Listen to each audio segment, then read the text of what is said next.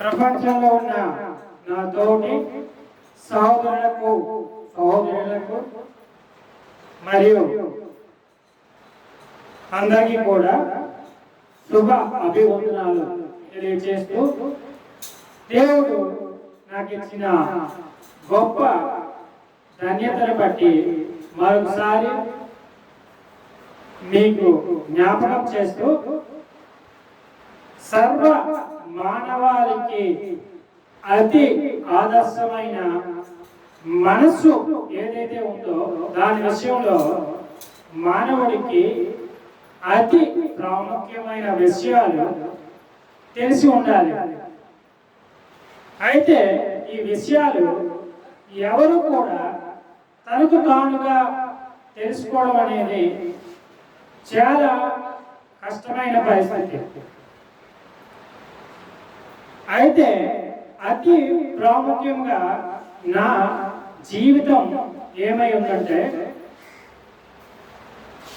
ఈ సర్వ సృష్టిని సృష్టించి నడిపిస్తున్న ఆ పరమ తండ్రి యొక్క కృప క్షేమాధారం సమస్తము కూడా తన ఇష్ట ప్రకారముగా మనలను చేశాడు. అయితే ఆయన యొక్క ఇష్టం మన జీవితంలో నెరవేరి ఉందా లేదా అన్నదే అతి ప్రాముఖ్యమైనది. నా జీవితంలో అది పూర్తిగా నెరవేర్చాడు కనుకనే ఆ ఆలోచన అంతయు నేను అవలేలుగా తెలుసుకొని ఉన్నాను.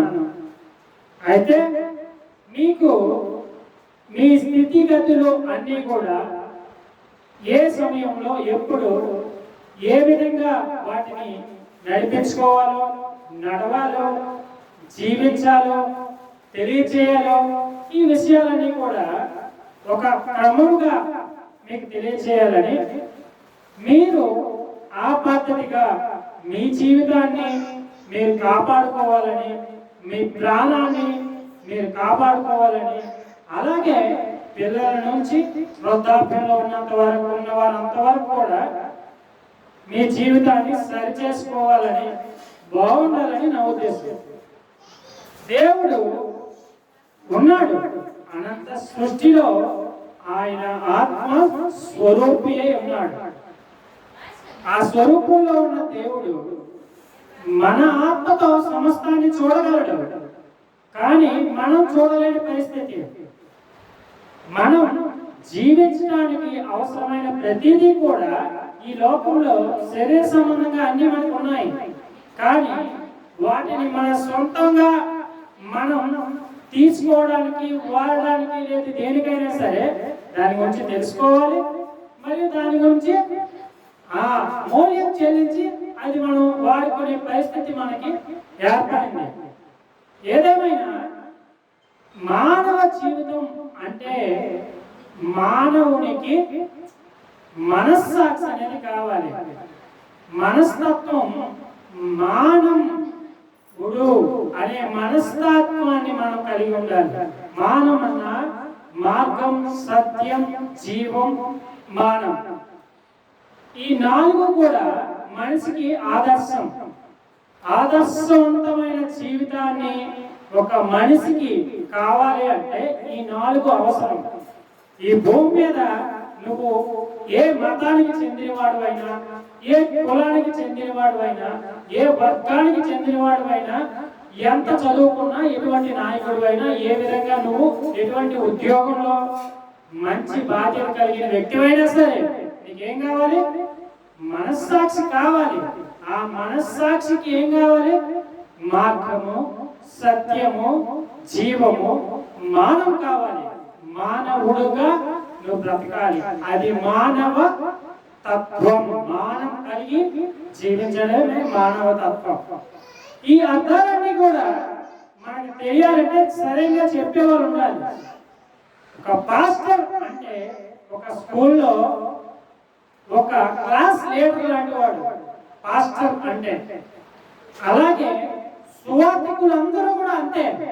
సువార్థికులందరూ కూడా ఒక లీడర్స్. వాళ్ళు చదువుకుంటూ బ్రతకాలని బ్రతుకుతున్న బ్రతుకది. వాళ్ళు బ్రతకాలి, ఎదుటివారిని బ్రతికించేటటువంటి ఆలోచన తెలియజేయాలి.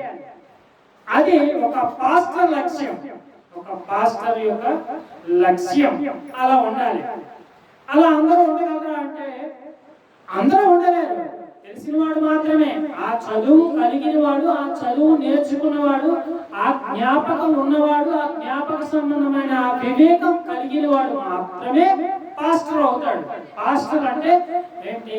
తెలుగులో దైవ సేవకుడు, దైవ దాసుడు, దేవ దాసుడు. మీకు పర్యాయ పదాలు తెలియదు కాబట్టి పర్యాయ పదాలు నేను వివరిస్తాను.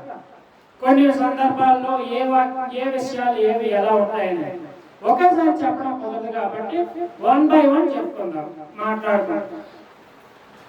అతి ముఖ్యంగా నా జీవితానికి వచ్చేసరికి దేవుడి యొక్క ప్రమాణం పూర్తిగా నెరవేరిపోయింది. ఓకేనా? ప్రమాణం ఒకటి. ఫస్ట్ మీకు తెలియాల్సింది, మనం అపమానం, అపవాదం నుండి వచ్చిన మనం, దేవుడికి వేరే ఉన్న మనం. అర్థమైందా? నేను అందరి గురించి నేను చెప్తున్న విషయం అర్థం చేసుకోవడానికి. ఓకేనా? మనకి మనం ఏ నిర్ణయం తీసుకునే స్వేచ్ఛ మనకి ఉండొచ్చు, ఏ నిర్ణయం అయినా సరే. కానీ ఆ స్వేచ్ఛ గురించి నేను మాట్లాడట్లేదు, మనస్తత్వం గురించి మాట్లాడుతున్నాను, మార్గం గురించి, సత్యం గురించి, జీవితం గురించి మాట్లాడుతున్నాను. అయితే మనము ఒక నిర్ణయాన్ని తీసుకున్నప్పుడు ఆ నిర్ణయానికి కట్టుబడి ఉండేటటువంటి స్థిరమైన మనస్సు అయితే ఆ విధంగా వెళ్ళిపోతాం.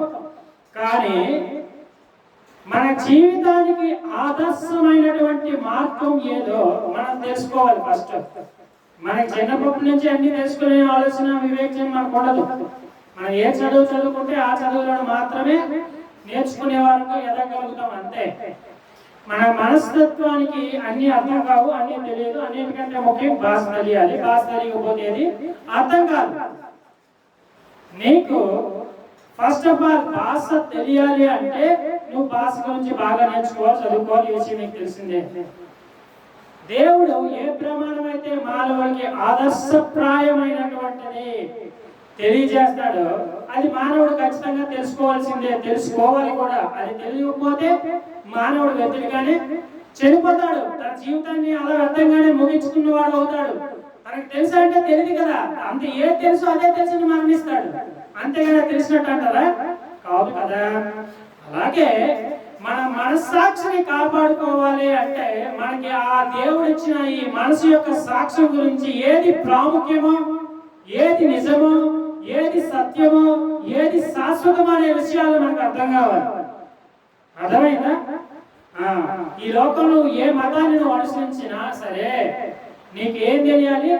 మానవ జీవితానికి ప్రాముఖ్యమైన ఆజ్ఞ ఏమిటి అనేది తెలియాలి. దానికి కుల మత భేదాలు ఇవన్నీ అవసరం లేదు. మనిషిగా నువ్వు బ్రతకడానికి, మానవుడిగా మానవం కలిగి నువ్వు బ్రతకడానికి, మానవం అంటే సత్యం, మార్గం, జీవితం, జీవం అని అర్థం. అది నీ యొక్క సాక్ష్యం, నీ మనస్సాక్షికి, దేవుడి చూపుకి. ఎందుకంటే దేవుడు సమస్త వెలుగులో ఉండేవాడు, సమస్త వెలుగుతో చూసి అన్ని రికార్డ్ చేసుకోగలవాడు, మరియు ఆ స్వరంతో మాట్లాడగల శక్తివాడు. అది శరీర మనస్సుకి మనకు తెలియదు, కానీ ఆయన ఆత్మతో అన్ని చూడగలవాడే, అన్ని చేయగలవాడే. కానీ చెప్పగలిగితే ఆయన చేయగలడంటే చేయగలడు కూడా. ఈ సర్వ సృష్టిలో ప్రతి జీవిని సృష్టించి నడిపించేది ఆ పరమ తండ్రే కనుక ఆయన ఖచ్చితంగా ఈ కార్యాలని చేసి నిరూపించగలడు, నిరూపిస్తున్నాడు కూడా. ఒక మనిషి వ్యాపార పరంగా మాత్రమే ఒక ఏ వస్తువునైనా, ఏ ఆహారైనా మార్పిడి కోసం ఏం చేస్తున్నాడు? అమ్ముకొని కొనుక్కుంటూ, ఇస్తూ, ఉంచుకుంటూ, తీసుకుంటూ నడుస్తున్నాడు. ఇదే పద్ధతిగా మనిషి కొనసాగుతుంది. ఈ భూమి మీద ఎక్కడికి వెళ్ళినా, ఏ పరిస్థితిలో అయినా, ఎక్కడైనా సరే ఈ ప్రపంచం మొత్తంలో అది ఏ విధమైనా ఏదైనా కావచ్చు. నేను చెప్తున్నానంటే పరమ తండ్రి అనేవాడు సర్వ సృష్టికర్త అని అర్థం. మనకి ఉపమానం, మానం, ప్రమాణం, అలాగే పరమ తండ్రి యొక్క సర్వమానం తెలియాలి. ఈ 4 విధాల విషయాలు మీకు అర్థం కాకపోతే మీరు ఏ ప్రమాణం గురించి కూడా అర్థం చేసుకోలేని పరిస్థితి ఏర్పడుతుంది. అన్ని ప్రమాణాలు ఒకటి కాదు, కానీ అందులో దేవుడి గురించినటువంటి, దేవుడికి పోలికతో చూసేటటువంటి పదాలు వాక్యాలు ఉంటాయి. వాటిని మనం గ్రహించగలగాలి. అది చదివే వాళ్ళకి మాత్రమే తెలుస్తుంది. అర్థం చేసుకోవడానికి మనం ఈ సృష్టిని చూస్తున్నప్పుడు ఈ అనంత విశ్వ చక్ర వలయం ఒక గడియారం ఎలాగైతే మనం బ్యాటరీ వేస్తే తనంతట తాను ఎలాగైతే తిరుగుతూ కాలాన్ని సక్రమంగా చూపిస్తుందో, అలాగే ఈ సృష్టి కూడా, ఈ సృష్టి గమనంలో సూర్యుడి చుట్టూ 9 గ్రహాలు ఎలాగైతే వాటి కక్షలో అలాగే తిరుగుతున్నాయో, వాటిలో భూమి యొక్క గమనం కూడా అలాగే తిరుగుతూ ఉంది. ఈ గమనంలో వచ్చేటటువంటి 3 కాలాలు కూడా ఆ విధంగానే జరుగుతూ వస్తాయి. ధ్రువ ప్రాంతాల్లో వేరు. ధ్రువ ప్రాంతంలో అక్కడ ఎప్పుడూ ఒకటే కాలం ఉంటుంది, ఒకలాగే ఆ ప్రాంతం ఒకేలా ఉంటుంది. ఆ ప్రాంతాలలో మనుషులు జీవించడం అనేది ఈ రోజుల్లో కొంతవరకు నయమే, కానీ ఆ పూర్వంలో తక్కువ. ఎందుకంటే ఇప్పుడు ఎక్కువ అభివృద్ధి ఉంది కాబట్టి, క్షేమాభివృద్ధి ఉంది కాబట్టి వాళ్ళు జీవిస్తారు. ఇక మానవుడు మనుగడికి వచ్చేసరికి అన్ని విధాలు అనుకోవాలంటే ప్రభుత్వ సక్రమం అనేది లేనప్పుడు అందరూ అనుకూలంగా బతకడం కష్టం. ఉపాధి హామీ విషయంలో అందరికీ లోటు కాబట్టి, చదువు ఉన్నా సరే, చదువుకున్న వారు అనేకమైనా సరే, ఓకేనా. ఈ లోకంలో ఈ 4 విషయాలు అతి ప్రాముఖ్యం. ఒకటి ఉపమానం, మానం, ప్రమాణం, సర్వమానం. సర్వమానవుడు అంటే పరమాత్ముని కుమారుడు, సర్వాంతర్యామై ఉన్నవాడు, మానవుడిగా జన్మించినటువంటి ఒక వ్యక్తి. అతడు అనంత విశ్వంలో సర్వ అంతర్యామిగా, అంటే అంతర్యామి అంటే ఏంటి? మనసు ఉంటే మనసు లోపల ఉన్నవాడు, మనసుకి తెలుసున్నవాడు, తెలుస్తున్నవాడు అని అర్థం. అలాగే ఇందులో భూత, వర్తమాన, భవిష్యత్ కాలంలో కూడా అతని యొక్క మనస్సు, మరి అతని యొక్క స్వరూపము, అతని యొక్క భూత, వర్తమాన, భవిష్యత్తు ప్రత్యక్షమై ఉంటుంది. అతన్ని దేవుడి కుమారుడు అంటే పరమ తండ్రి కుమారుడు అంటారు. ఏ ప్రమాణాలు భూమి మీద ఉన్నా దేవుడు చూపించినటువంటి నిజ దర్శనం ఎప్పటికీ మారదు. బైబిల్ ప్రకారంగా ఆలోచిస్తే యేసుక్రీస్తు ప్రభుని 2వ రాకడ దర్శనం ఎలా ఉంటుందని చెప్పాడంటే, ఆయన 2వ రాకడలో వచ్చినప్పుడు ప్రతి నేత్రము చూచును, ప్రతి నేత్రము చూస్తుందని చెప్తున్నాడు. ప్రతి నేత్రము చూడటం అంటే ఏంటి? ఒక మనిషి నేత్రమైనా సర్వ జీవులు, సర్వలోకాలు ఇవన్నీ చూస్తాయా? ఆయన జన్మిస్తే, జన్మ ఇస్తే, జన్మిస్తాడు, జన్మ ప్లస్ ఇస్తాడు, జన్మిస్తాడు. జన్మ ఎవరికి ఇస్తాడో అతడు ఆ అనంత విశ్వవ్యాపికి, అనంత సృష్టికి కనిపిస్తాడు, వినిపిస్తాడు. అతని భూత, వర్తమాన, భవిష్యత్ ముందే ఆత్మకు తెలిసిపోతుంది, తెలిసి ఉంటుంది. అలాగే శరీర మనసు కూడా బయలుపరిచి ఉంచుతాడు. ఎలా ఉంచకపోతే ఆ వ్యక్తికి రక్షణ ఏది? ఆ వ్యక్తికి సెక్యూరిటీ ఏది? భద్రత ఏది? సహకారం ఏది? అతను ఎటు వెళ్ళినా అతన్ని సేఫ్టీగా చూసుకునేటటువంటి మనస్తత్వం గలవారు ఏమై ఉన్నారు? దేవుని యొక్క సేవకులని, దేవుని యొక్క విశ్వాసులని ఈ భూమి మీద ఉన్న మానవులకి ఉన్న పేరు. ఓకేనా? విశ్వాసమునకు కర్తయు దాన్ని కొనసాగించువాడైన యేసు వైపు చూచుచు ముందున్న ఉంచబడిన పందెములో ఓపికతో పరిగెత్తుడి అని చెప్తున్నాడు వాక్యంలో అపోస్తలుడు. కానీ అలా పరిగెత్తుతున్న వాడికి ఒకటే కదా కిరీటం. గెలుపొందేలా పరిగెట్టండి, అలాగంటే మీ స్థానం మారిపోతుందా? సేవకుడుగా ఉన్నవాడి స్థానం మారదు, విశ్వాసగా ఉన్నవాడి స్థానం మారదు. కానీ ఈ పరుగు పందెంలో ఎవరైతే యుగాంతానికి, యుగ ముగింపుకి ఒక వ్యక్తి ఎన్నుకోవడం తప్పదు. ఎందుకంటే అదే యుగాంతం అంటాం. ఆ యుగాంతంలో ఒకటి మాత్రమే ఆయన స్వారూప్యంలోకి తీసుకురావడానికి దేవుడు నిరూపిస్తాడు. అది 2012లో జరిగిపోయింది. 2012 యుగాంతం అని ప్రకటించారా లేదా? ప్రకటించారు.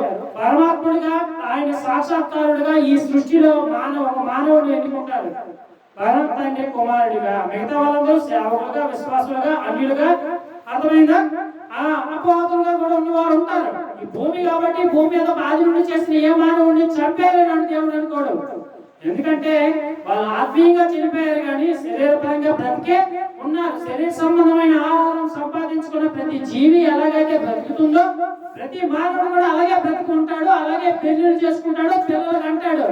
ఎందుకని ఈ లోక సంబంధమైన సమృద్ధి ఉంది కాబట్టి అలా బ్రతికే బతికే అవకాశం ఉంటుంది. అలాగే సర్వాత్మకు కూడా అందరి నుంచి చూడగలిగే శక్తి సర్వాత్మకు ఉంటుంది. అలాగే మానవుడమైన మనం కూడా మనకంటూ ఏం కావాలి? ఆదర్శమైన దారి కావాలి. అసలు చూసినప్పుడు అసలు పునర్జన్మ పొందినప్పుడు అటువంటి జీవితం మనకు కూడా లభిస్తుంది అనే విశ్వాసంతో నడిచే ప్రతి విశ్వాసకి కూడా అది లభించే అవకాశం ఉంటుంది మరణం తర్వాత. దాన్ని ఆత్మమూలంగా జన్మ అంటాం. నీటి మూలంగా జన్మించడం నీటి కోసము, ఆత్మమూలంగా జన్మించడం ఆత్మ కోసం అని అర్థం. ఆత్మమూలంగా జన్మించిన వాడు ధర్మశాస్త్రం నెరవేరిన వాడు అని అర్థం.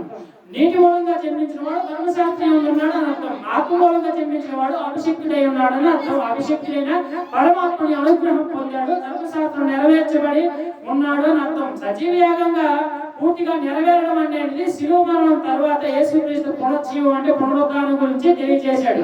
నేను ఈ ధర్మశాస్త్రాన్ని నెరవేర్చాను, లోకాన్ని జయించాను, మీరు లోకంలో ఉన్నారు, నేను తండ్రి దగ్గరికి వెళ్తున్నాను, ఆయన తిరిగి వచ్చినప్పుడు నేను వెళ్తే కానీ ఆయన రాడు అని తెలియజేసినటువంటి విషయం. అది కేవలం యేసుక్రీస్తు ప్రభుని యొక్క మార్గం గురించి సువార్త తర్వాత అపోస్తలులకు బోధించిన విషయం. అభిషక్తి గురించి, ఆది శక్తుడి గురించి ఈ విషయాన్ని నేను చెప్తున్నానంటే నేను ఆ మార్గంలో వచ్చాను కనుక ఆ మార్గం ద్వారా మాత్రమే దేవుడు నాకు ఈ జీవాన్ని, ఈ జీవితాన్ని నాకు సొంతం చేశాడు కనుక. ఓకేనా? ఇంకే మార్గంలో చిన్నప్పటి నుంచి నడిచినా ఆ జ్ఞానం గాని, ఆ తెలివి గాని, ఆ ఆలోచన గాని ఏది కూడా ఎంత చదివినా, ఎంత ప్రయాసపడినా, ఎంత కష్టపడినా అది నన్ను మరణానికే నడిపించింది కానీ జీవితానికి, జీవానికి నన్ను నడిపించలేదు. ఆ జీవపు ఆత్మ నాకు లభించలేదు. ఆ పరమ తండ్రి యొక్క కృపా కటాక్షం ఏ మార్గం ద్వారా లభించాలో ఆ మార్గం ద్వారా లభిస్తుంది. మనం అనవసరంగా కులమత విభేదాలను పుట్టించుకొని, ద్వేషించుకొని, మనస్పర్ధలు కలిగించుకొని కుటుంబాన్ని కానీ, సంఘాన్ని కానీ, ప్రజలను కానీ చెల్లాచెదురు చేసేటటువంటి భేదాలు పుట్టించడం చాలా ప్రమాదకరం. మానవ జాతిని నాశనానికి తీసుకెళ్ళమంటారు. ఎందుకంటే మానవుడి యొక్క నట జీవితం 6th సెన్స్ అర్థమైందా? మానవుడికి ఉన్న 6 శత్రువులు ఉన్నాయి. ఏటా 6 శత్రువులు? మానవుడిగా బ్రతకడానికి మానవుడికి 6 శత్రువులు ఉన్నాయి. ఓకేనా? ఆ 6 శత్రువుల్ని మానవుడు జయిస్తేనే అతడు మానవుడు అవుతాడు, మానవుడిగా బతకగలుగుతాడు. ఓకేనా? కామ, క్రోధ, లోభ, మోహ, మద, వాత్సర్యములను జయించాలి. ఓకే? ఈ 6టిని నువ్వు జయిస్తేనే నువ్వు మానవుడివి అనిపించుకుంటావు, మానవుడిగా బతకగలుగుతావు. వీటిని జయించాలి ఖచ్చితంగా. నువ్వు మనిషిగా బతకాలంటే వీటిని జయించాలి. వీటి గురించి నువ్వు వివరంగా తెలుసుకోవాలి. నేను మరొక వీడియోలో చెప్తాను. ఓకేనా? అయితే నా విషయం నేను చేస్తున్న ప్రతి వీడియోని కూడా మీరు సబ్స్క్రైబ్ చేసుకొని అందరూ ఖచ్చితంగా చూడాలి. నాకు స్టార్టింగ్ మినిమం నేను కోరుకునేది స్టార్టింగ్ గా ఒక 1 lakh సబ్స్క్రైబర్స్ నాకు కావాలి. ఓకేనా? ఎందుకంటే చదువుకునే స్టూడెంట్స్ ఉన్నారు, పిల్లలు ఉన్నారు, లెక్చరర్స్ ఉన్నారు, అలాగే ఎంతో మంది ప్రపంచంలో ఉన్నారు మన తెలుగు తెలిసిన వాళ్ళు. నా ద్వారా ఈ అనంత సృష్టికి తెలుగు తెలిసింది. తెలుగు భాష నా ద్వారా ఈ అనంత సృష్టికి తెలుసు, సర్వ మానవాళికి తెలుసు. అంతవరకు ఎందుకు కానీ ఈ భూమి మీద మానవులందరికీ తెలుగు భాష నా మూలంగా వచ్చు. ఎందుకంటే సర్వాంతర్యామిగా నా మనసు ఉంది కాబట్టి నా భాష అందరికీ వచ్చు. ఎన్నో భాషలు గల రాష్ట్రాలు తెలియను, దేశానికి వెళ్ళకపోయినా రాష్ట్రాలు తెలియను కాబట్టి ఆ భాష అందరికీ, నా భాష అందరికీ వచ్చు. వాళ్ళు నటించినా తెలియదన్నా నా ముందు నేను ఒప్పుకోను. ఎందుకంటే ఆ నిజం నాకు తెలుసు, మీకు తెలుసు, అందరికీ తెలిసిన విషయమే. అయినా నేనేం చెప్తున్నానంటే మార్గదర్శనానికి ఆదర్శమైన పిల్లల యొక్క మనస్తత్వము, వాళ్ళ చదువు, వాళ్ళ యొక్క ఉద్దేశము, రేపొద్దున భవిష్యత్తు బాగుండాలంటే పెద్దవాళ్ళ మంచి డిగ్రీ పొజిషన్ లో ఉన్నవారికి కూడా సినిమా జీవితానికి అలవాటు పడి అదే జీవితం అంతా బతుకుతున్నారు. అలాగే టీవీలో చూపిస్తున్నటువంటివి, ఫోన్ లో కూడా అనేక వీడియోలు చూపిస్తున్నటువంటి మానవ స్వభావ సంబంధమైనవి ఏవైతే ఉన్నాయో అవన్నీ మానవుని కలత పెట్టి వాళ్ళ యొక్క మనసుని కలత చేసి వాళ్ళ జీవితాన్ని నాశనానికి నడిపిస్తున్నాయి, ప్రాణాలు తీసుకునేలా నడిపిస్తున్నాయి, వాళ్ళ కుటుంబాలు సైతం వీడిపోతున్నాయి, కుటుంబాన్ని సైతం కలంకాలు పుట్టించేటటువంటి నరక జీవితాన్ని మానవుడు మళ్ళీ మొదలెట్టే ప్రసక్తి ఏర్పడుతుంది. కాబట్టి అన్ని యొక్క జీవితం మానవుడికి ఎప్పటికైనా ప్రమాదం. కాబట్టి మానవుడి యొక్క మనస్సు ఏదైతే ఉందో ఆ మనస్సుని మనం సద్వినియోగంగా మార్చుకోవాలంటే మానవ యొక్క ప్రతి ఒక్క మనసు యొక్క ఉద్దేశాలు ఖచ్చితంగా మనం తెలుసుకోవాలి. దాన్ని ఎలా మన నిగ్రహంలో ఉంచుకొని నడిపించుకోవాలనేటటువంటి మనస్తత్వం ఖచ్చితంగా మనం తెలుసుకోవాలి. ఓకేనా? నువ్వు మానవుని యొక్క 6 శత్రువులు జయిస్తే అది ఒకటే సరిపోదు, కానీ ఆత్మఫలం కావాలి. అది జయించాక మనకి ఇంకేం కావాలి? మానవుడికి ఆత్మఫలం అనేది కావాలి, ఆ ఆత్మ వివేకం అనేది కావాలి. కాబట్టి అది పొందుకున్నప్పుడు ఖచ్చితంగా మనం దేన్నైనా జయించగలుగుతాం, దేన్నైనా మనం సాధించగలుగుతాం, దేన్నైనా మనం పొందగలుగుతాం. దేవుడు అది మనకి అనుగ్రహించే సమయం వచ్చినప్పుడు, అది ఆయనకి అనుమతి అయినప్పుడు దాన్ని ఎవరు ఆపలేరు. ఓకేనా? అలాగే ఖచ్చితంగా ప్రతి వీడియోని మీరు మిక్స్ చేసుకోకుండా ఉండాలంటే నా ఛానల్ని సబ్స్క్రైబ్ చేసుకోండి, లైక్ షేర్ చేయండి. అనేక మందికి ఈ విషయాలు తెలియాలని నా ఉద్దేశం. మీరందరూ మారు మనసు అంటే ఏంటో అర్థం చేసుకొని ఏ మత కుల విభేదాలు లేకుండా మనిషిగా నీ మనస్తత్వాన్ని ఎలా కాపాడుకోవాలి, దేవుడి చూపుకి మారు మనస్సు అంటే ఏంటో తెలుసుకొని దేవుడి జ్ఞానాన్ని అర్థం చేసుకొని ఆ మార్గాన్ని నువ్వు అనుసరించి ఆ సత్యాన్ని తెలుసుకొని జీవించాలని నా ఉద్దేశం. ఓకేనా? మరొక వీడియోలో మిగతా విషయాలు తెలియజేస్తాను. ఓకేనా? నేను ఇప్పుడు పరమ తండ్రి కుమారుడిగా మీకు ప్రకటిస్తున్నాను. నా తండ్రిని నేను ఎప్పుడు కనపరచవాడును. ఓకేనా? మానవుడికి మానవుడిగా పుట్టాను, దేవుడికి దేవుడి కుమారుడిగా జన్మించాను. కాబట్టి ఇందులో ఏ అబద్ధం లేదు, ఏ కల్పితం లేదు, ఏ పోటకం అంతకంటే లేదు. దేవుడి కాలచక్రాన్ని, సృష్టిని, ఆత్మ చక్రాన్ని, సమస్తాన్ని తిప్పగల సమర్థుడు, తిప్పుతున్నవాడు. ఈ కాలచక్రం ఆయన చేతిలో ఉంది.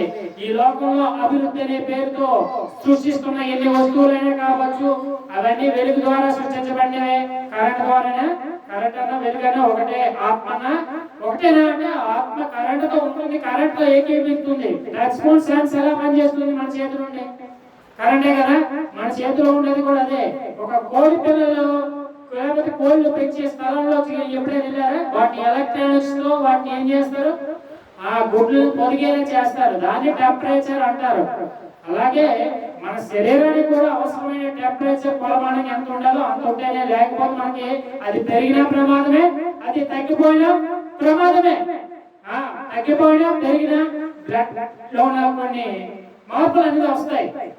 బ్లడ్ ప్రెషర్ అని ఇలాంటివన్నీ వస్తాయి, ఒకటి వస్తుంది, ఒకటి తర్వాత ఒకటి పడుతూనే ఉంటాయి. కానీ శరీర సంబంధమైన విషయాల గురించి కూడా నాకు సమయం తీసుకున్నప్పుడు నేను ఖచ్చితంగా చెప్తాను. ఓకేనా? ఒకేసారి అన్ని చెప్పడం కుదరదు, నేను అన్ని అర్థం చేసుకోవడం కుదరదు. కాబట్టి 1 by 1 చెప్తాను. ఓకే?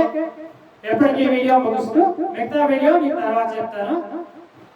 అందరికీ శుభాభి వందనాలు.